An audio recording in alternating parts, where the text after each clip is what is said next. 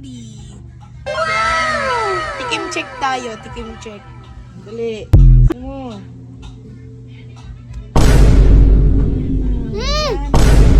Ang tamis!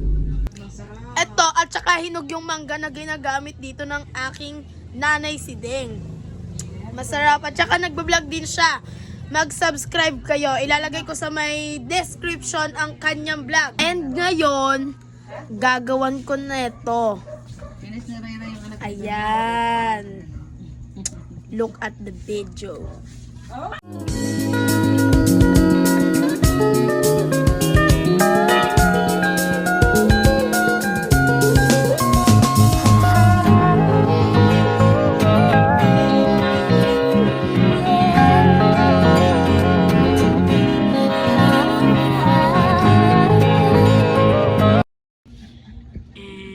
Ayan na.